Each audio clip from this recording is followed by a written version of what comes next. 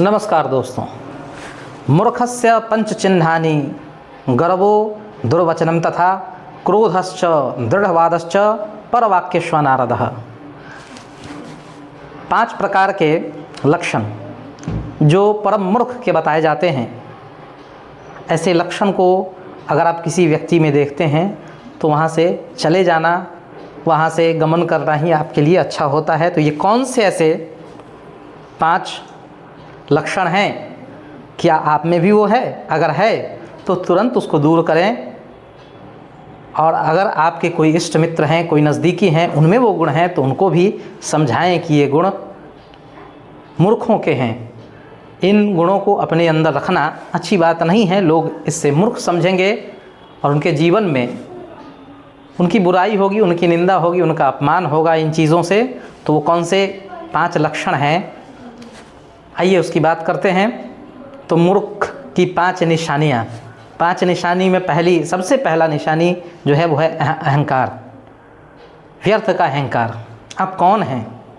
आपसे बड़े बड़े लोग इस संसार में हैं। आप कुछ नहीं हैं, हम कुछ नहीं हैं, हम बहुत ही तुच्छ हैं। जहाँ जाइए वहाँ देखिए ना, आप में इतनी शक्ति है। हाथी बहुत बड़ा जानवर है, आपसे कई गुना ज़्यादा शक्ति है, उसमें अहंकार नहीं है दोस्तों। बहुत सारे ऐसे जीव हैं, बहुत सारे ऐसे पक्षी हैं जिनमें हमसे ज़्यादा कौशल है, वो उड़ सकते हैं, हम उड़ नहीं सकते हैं। बहुत सारे ऐसे व्यक्ति हैं, अरस्तु हुए, आइंस्टाइन हुए, ये सभी ऐसे ऐसे बुद्धिमान लोग हुए जिन्होंने एक अपने समाज में आदर्श की स्थापना करी और लोग आज भी इनको इनके बौद्धिक क्षमता के लिए पूजते हैं। इनको किसी बात का अभिमान नहीं है तो फिर आपको किस बात का अभिमान है? बड़े बड़े धनाढ्य, बड़े बड़े धनी हुए, बड़े स्वरूपवान हुए, इस स्वरूप को समाप्त हो जाना है। 25 साल, 50 साल, 60 साल, 70 साल तक आप इस पर गर्व कर सकते हैं, उससे ज़्यादा क्या। फिर ये जैसे जैसे आपकी उम्र बढ़ेगी वैसे वैसे ये कमता चला जाएगा। एक दिन ये पूरी तरीके से समाप्त हो जाएगा।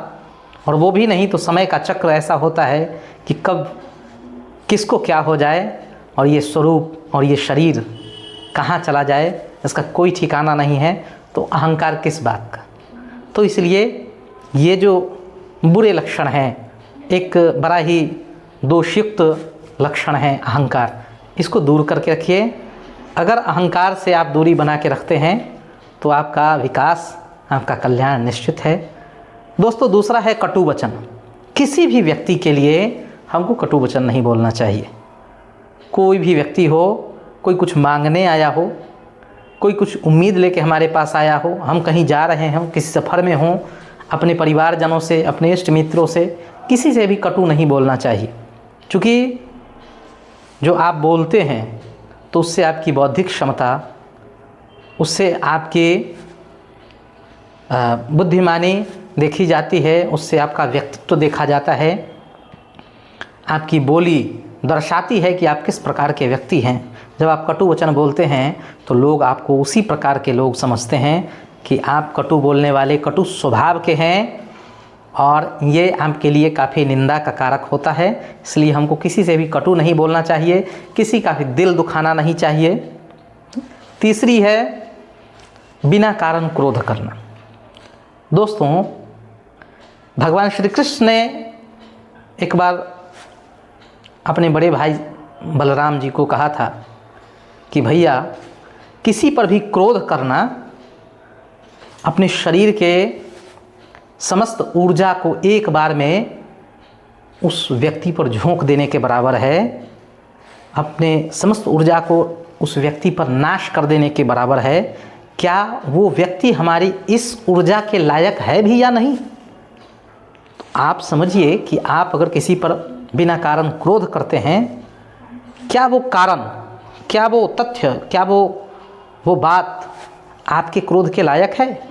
क्या वो व्यक्ति आपके उस प्रचंड ऊर्जा के लायक है? तो फिर क्यों अपनी ऊर्जा को, जो हमारे शरीर की विशिष्ट ऊर्जा होती है, जो क्रोध के रूप में हम उसका नाश कर देते हैं, क्यों क्रोध करें और अपनी विशिष्ट ऊर्जाओं को दूर करें, अपने से उसका नाश करें। इसलिए कभी भी बिना कारण क्रोध न करें। जहाँ आवश्यकता हो, मर्यादा, हमारे अपने परिवारजन इत्यादि के रक्षा के लिए, हमारे समाज में गौ, स्त्री, हमारे देश की रक्षा इत्यादि के लिए क्रोध करने की आवश्यकता हो तो करें, लेकिन व्यर्थ का कभी क्रोध न करें। अब चौथी जो बात है वो है ज़रूरत से ज़्यादा और अनावश्यक बोलना। अगर आवश्यकता हो तो बोलें। हमारे जीवन में ये जो हमारा शरीर है, ये सब कुछ है। इस शरीर को स्वस्थ रखने के लिए हम सभी भोजन करते हैं, हम सभी जल ग्रहण करते हैं। अगर हमको 100 ग्राम जल पीने की आवश्यकता होती है तो 100 ml ही हम पीते हैं, हम 5 लीटर तो नहीं पीते हैं। अगर हमको 200 ग्राम भोजन की आवश्यकता होती है, अगर 2 रोटी खाने से हमारा पेट भर जाता है तो 20 रोटी खाने की क्या आवश्यकता है दोस्तों। तो अगर 2 शब्द बोलने से ही हमारा कार्य सिद्ध हो जाता है, कहीं मौन रहने से ही हमारा कार्य सिद्ध हो जाता है, वहाँ बोलने की आवश्यकता क्या है। तो बिना वजह के अनावश्यक कहीं भी बोलने से लोग आपको मूर्ख समझते हैं। बिना पूछे हुए किसी को कोई बात न बताएं, किसी को कोई सलाह न दें और बिना पूछे हुए किसी प्रश्न का उत्तर न दें, ये एक चौथा लक्षण है। तो इसको भी अपने से दूर करें। और 5वां और सबसे अंतिम, दूसरों के सलाहों का अनादर करना। दूसरों के सलाहों का, जो दूसरे आपको बताते हैं, उन चीज़ों का अनादर कर देना, उनको सही तरीके से नहीं सुनना, उनका उपहास करना, ये 5वां लक्षण है।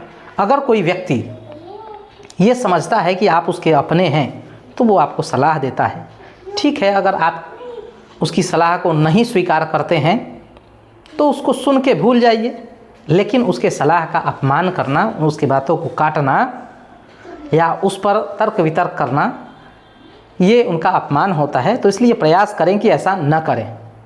हमको अपने जीवन में बहुत सारे ऐसे लोग हैं, जैसे हमारे गुरु हैं, एक डॉक्टर होते हैं जो हमारे शरीर की सुरक्षा करते हैं, उनकी एक वकील होते हैं जो हमारे अधिकारों की सुरक्षा करते हैं, एक पंडित होते हैं जो हमारे धार्मिक सुरक्षा व कल्याण के लिए हमको बताते हैं, समझाते हैं, हमको सलाह देते हैं।